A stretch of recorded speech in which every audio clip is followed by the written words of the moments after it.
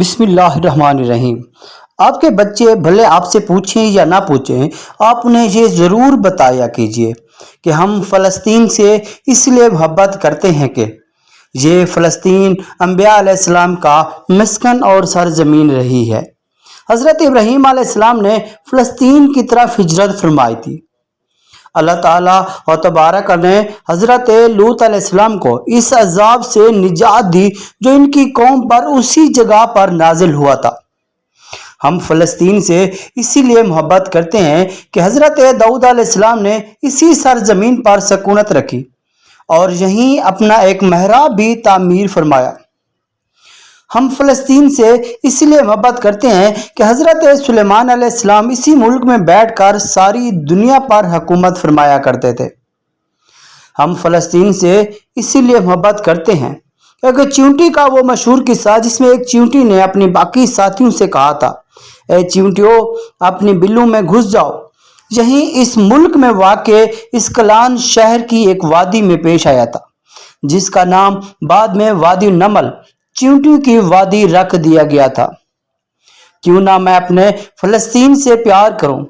حضرت زکریا علیہ السلام کا محراب بھی اسی شہر میں ہے۔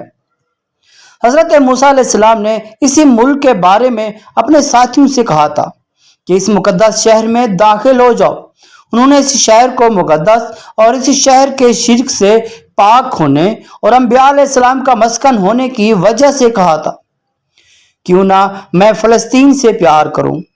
اس شہر میں کئی معجزات وقوع پذیر ہوئے جن میں ایک کنواری بی بی حضرت مریم کے بطن سے حضرت عیسیٰ علیہ السلام کی ولادت مبارکہ بھی ہے۔ ہم اسی لیے فلسطین سے پیار کرتے ہیں کہ حضرت عیسیٰ علیہ السلام کو جب ان کی قوم نے قتل کرنا چاہا تو اللہ تعالیٰ و تبارک نے انہیں اسی شہر سے آسمان پر اٹھا لیا تھا۔ کیوں نہ میں فلسطین سے پیار کروں۔ ولادت کے بعد جب عورت اپنی جسمانی کمزوری کی انتہا پر ہوتی ہے، ایسی حالت میں بی بی مریم کا کھجور کے تنے کو ہلا دینا بھی ایک معجزہ الہی ہے۔ قیامت کی علامات میں سے ایک حضرت عیسیٰ علیہ السلام کا زمین پر واپس تشریف اسی شہر کے مقام سفید مینار کے پاس ہوگا۔ کیوں نہ میں فلسطین سے پیار کروں۔ اسی شہر کے ہی مقام باب لود پر حضرت عیسیٰ علیہ السلام مسیح دجال کو قتل کریں گے۔ کیوں نہ میں فلسطین سے پیار کروں۔ فلسطین ہی ارض معشر ہے۔ ہم ہی اسی فلسطین سے پیار کرتے ہیں اور اس شہر سے ہی یاجوج و ماجوج کا زمین میں قتال اور فساد کا کام شروع ہو جائے گا۔ اسی شہر میں وقوع پذیر ہونے والے قصوں میں سے ایک قصہ طالوت اور جالوت کا بھی ہے۔ کیوں نہ میں فلسطین سے پیار کروں۔ فلسطین کو نماز کی فرضیت کے بعد مسلمانوں کا قبلہ ہونے کا اعزاز بھی حاصل ہے۔ ہجرت کے بعد حضرت جبرائیل علیہ السلام دوران نمازی حکم ربی سے آقا علیہ السلام کو مسجد اقصی فلسطین سے بیت اللہ کعبہ مشرفہ مکہ مکرمہ کی طرف رخ کرا گئے تھے۔ جس مسجد میں یہ واقعہ پیش آیا وہ مسجد آج بھی مسجد قبلتین کہلاتی ہے۔ حضور اکرم صلی اللہ علیہ وآلہ وسلم معراج کی رات آسمان پر جانے سے پہلے مکہ مکرمہ سے اور یہاں بیت المقدس فلسطین لے گئے تھے۔ کیوں نہ میں فلسطین سے پیار کروں۔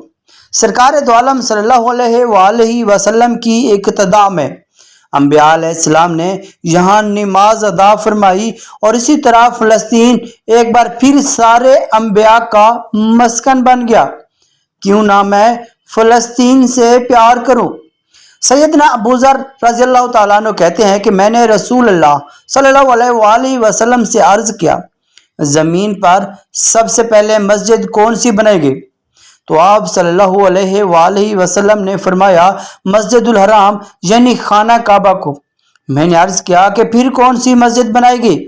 تو آپ صلی اللہ علیہ وآلہ وسلم نے فرمایا مسجد الاقصی یعنی بیت المقدس۔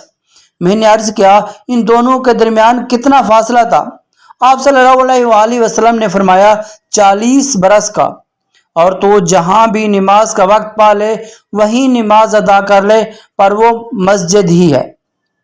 وصال حبیبنا صلی اللہ علیہ وآلہ وسلم کے بعد حضرت ابو بکر رضی اللہ تعالیٰ عنہ کو ارتداد کے فتنہ اور دیگر کئی مشکل سے نمٹنے کے لیے عسکری اور افرادی قوت کی اشد ضرورت کے باوجود بھی ارض شام یعنی کہ فلسطین کی طرف سے آپ صلی اللہ علیہ وآلہ وسلم کا تیار کردہ لشکر بھیجنا بھی ایک ناقابل فراموش حقیقت ہے۔ کیوں نہ میں فلسطین سے پیار کروں۔ اسلام کے سنہری دور فاروقی میں دنیا بھر کی فتوحات کو چھوڑ کر محض فلسطین کی فتح کے لیے خود سیدنا عمر کا چل کر جانا اور یہاں پر جا کر نماز ادا کرنا اس شہر کی عظمت کو اجاگر کرتا ہے۔ کیوں نہ میں فلسطین سے پیار کروں۔ دوسری بار بائنہ معراج کی رات بروز جمعہ 27 رجب 583 ہجری کو صلاح الدین ایوبی کے ہاتھوں اس شہر کا دوبارہ فتح ہونا بھی ایک نشانی ہے۔ کیوں نہ میں فلسطین سے پیار کروں۔ بیت المقدس کا نام قدس قرآن سے پہلے تک ہوا کرتا تھا۔ قرآن نازل ہوا تو اس کا نام مسجد اقصی رکھ گیا۔ قدس اس شہر کی اس تقدیس کی وجہ سے ہے جو اسے دوسرے شہروں سے ممتاز کرتی ہے۔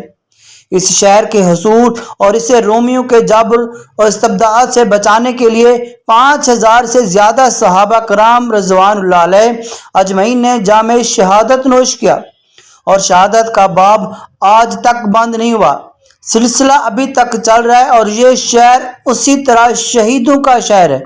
کیوں نہ میں فلسطین سے پیار کروں۔ مسجد اقصی اور بلاد شام کی اہمیت بالکل حرمین شریفین جیسی ہے۔ جب قرآن پاک کی یہ آیت والتین والزیتون وطور سینین وہذا البلد الامین نازل ہوئی تو ابن عباس رضی اللہ تعالیٰ عنہ کہتے ہیں کہ ہم نے بلاد شام کو التین انجیر سے، بلاد فلسطین کو الزیتون زیتون سے، اطور سینین کو مصر کے پہاڑ کوہ طور جس پر جا کر حضرت موسیٰ علیہ السلام اللہ پاک سے کلام کیا کرتے تھے سے استدلال کیا۔ کیوں نہ میں فلسطین سے پیار کروں۔ امت محمدہ حقیقت میں اس مقدس سرزمین کی وارث ہے۔ فلسطین کی عظمت کا اندازہ اس بات سے بھی لگایا جا سکتا ہے کہ یہاں پر پڑھی جانے والی ہر نماز کا اجر 500 گنا بڑھا کر دیا جاتا ہے۔